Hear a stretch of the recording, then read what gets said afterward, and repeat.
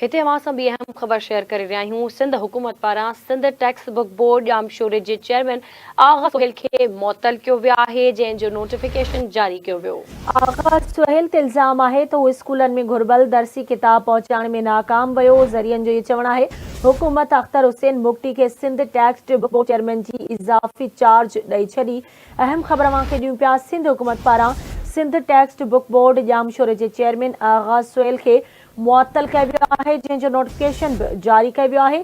ज़रियनि मूजिबि आगा सोहेल ते इल्ज़ाम आहे त उहो स्कूलनि में घुर्बल दर्सी किताब पहुचाइण में नाकाम वियो आहे। हुकूमत अख्तर हुसैन मुक्ती खे Sindh textbook board chairman जी इज़ाफ़ी चार्ज ॾेई छॾी आहे।